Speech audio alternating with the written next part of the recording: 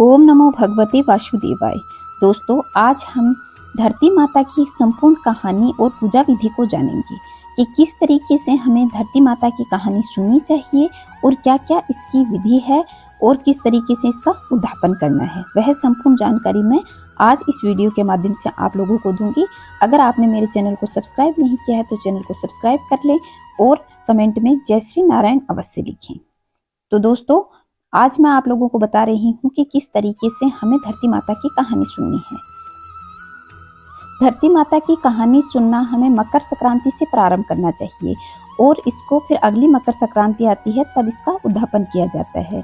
हमने हमारे जीवन में कितने भी पुण्य किए हों, लेकिन अगर हम धरती माता की कहानी नहीं सुनते हैं तो वह पुण्य हमारे बहुत कम हो जाते हैं। इसलिए जीवन में एक बार धरती माता की कहानी अवश्य सुननी चाहिए। इसके लिए मैंने ये देखिए, ये इसमें तिल लिए हैं, इसमें मूंग लिए हैं, इसमें चावल लिए हैं और ये मूंगफली लिए हैं। ये 4 कटोरियाँ आपको लेनी हैं। ये चारों कटोरियाँ आपको जिस दिन आप व्रत प्रारंभ करते हैं बस उसी दिन लेना है और उस दिन लेकर के आप इनको चाहें तो दान कर सकते हैं कटोरी सहित, या फिर आप ऐसे भी दान कर सकते हैं। साथ में आपको दुर्वा अवश्य लेनी है। इस व्रत को सुनने के लिए आपको धरती पे बैठना है। अगर जो लोग धरती पर नहीं बैठ पाए तो वह चौकी पटरा ले सकते हैं और वरना आपको धरती पर बैठ के ही ये कहानी सुननी चाहिए। आप ये चारों कटोरी लेकर के इनसे कहानी प्रारंभ कर लें और फिर इन कटोरियों को दान कर दें। अब आपको किस तरीके से प्रारंभ करना है वह मैं आपको बता देती हूँ। सबसे पहले एक प्लेट ले लेंगे, उस प्लेट में हम स्वास्तिक बना लेंगे।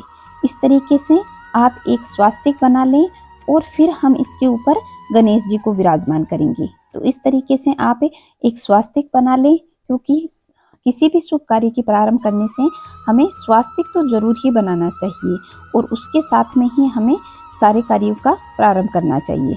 तो हम जब व्रत को प्रारंभ करेंगे उस दिन आपको ये करना है, स्वास्तिक बना करके उस पर थोड़ी चावल चढ़ा दें और फिर आप उस पर गणेश जी को विराजमान कर लें। आप गणेश जी चाहें तो ऐसे एक मूर्ति ले सकते हैं या फिर मिट्टी के कच्चे गणेश जी बनाए जाते हैं घर में, वह भी आप स्थापित कर सकते हैं। उनको स्थापित करने के बाद में इस तरीके से आप उन्हें वस्त्र के रूप में कलावा समर्पित कर दें और दुर्वा गणेश जी पे अवश्य चढ़ानी चाहिए।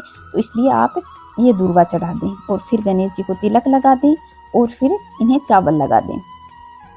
इस तरह गणेश पूजन करने के बाद में आपको क्या करना है, हाथ में दुर्वा लेनी है और 1 लोटा पानी का लेना है। इस तरीके से ये आप दुर्वा ले लें और दुर्वा को इस तरीके से हाथ में लेना है। हम जब भी कहानी सुनेंगे, आज तो हमने ऐसे गणेश पूजन किया है, साथ में 4 कटोरियों में ये सारा सामान लिया है, लेकिन जब हम रोजाना अगली मकर संक्रांति तक कहानी सुनेंगे तो आपको सिर्फ ये दुर्वा ही हाथ में लेनी है और साथ में 1 लोटा पानी लेकर के आपको कहानी सुननी है। और ये आप प्रारंभ करें उस दिन ये सारा सामान रख लें और इसका प्रारंभ करें। इस तरह धरती माता की कहानी सुनने का नियम प्रारंभ किया जाता है। ये आप लोगों को समझ में आ गया होगा। इस पे आप दक्षिणा अवश्य रख लें, क्योंकि किसी भी शुभ कार्य का प्रारंभ करते हैं तो हमें दक्षिणा अवश्य रखनी चाहिए। और उसके बाद में इस तरीके से लोटे से जल लेकर के इसको मिनस दें और फिर आप इन चारों कटोरियों को आप चाहें तो एक साथ दे सकते हैं और आप चाहें तो इन्हें अलग अलग भी दान कर सकते हैं। आप अपनी सास को दे दें, ननद को दे दें, जेठानी को दे दें, मंदिर में भी दे सकते हैं या किसी गरीब को भी दान कर सकते हैं। इस तरीके से आप इन्हें दान कर दें। इस व्रत की कहानी अलग से मैं चैनल पे अपलोड कर दूंगी, आप वहां से संपूर्ण कहानी सुन लें। अब मैं आपको इस व्रत का उद्धापन बताती हूँ कि जब अगली मकर संक्रांति आएगी तो आप किस तरीके से इसका उद्धापन करेंगी। तो आपको फिर से ये चारों कटोरियाँ लेनी हैं और उन चारों कटोरियों में ऐसे तिल ले लें। आप चाहें तो इसमें रेवड़ी ले सकते हैं, क्योंकि वह भी तिल की बनी होती हैं। और ऐसे मूंग ले लें, चावल ले लें और मूंगफली ले लें। और फिर आपको एक साड़ी लेनी है, साड़ी आपको हरी ही लेनी है और एक पैंट शर्ट का जोड़ा ले लें और साथ में ये श्रृंगार का सामान ले लें। इस तरीके से लेकर के इस पे दक्षिणा रखें और फिर इसमें लोटे से जल लेकर के इसको चारों तरफ से मिनस करके और फिर आप चाहें तो आप अपने बड़ों को दान कर सकते हैं और आप चाहें तो किसी गरीब ब्राह्मण को भी दान कर सकते हैं। इस व्रत में लोटा अवश्य लेना चाहिए।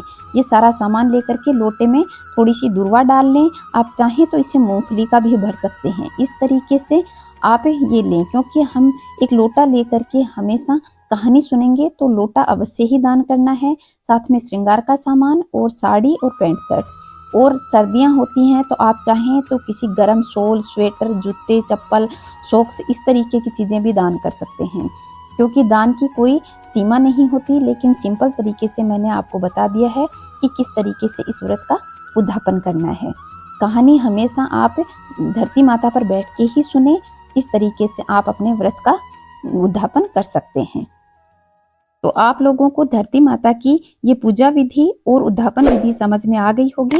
कहानी मैं अगले वीडियो में इस चैनल पे अपलोड कर लूंगी, तो आप वहां से जाकर सुन सकते हैं। चैनल को सब्सक्राइब नहीं किया है तो सब्सक्राइब कर लें और पास के बेल आइकन को दबाएं, ताकि आने वाले वीडियो का नोटिफिकेशन आपको सबसे पहले प्राप्त हो। जय श्री नारायण दोस्तों।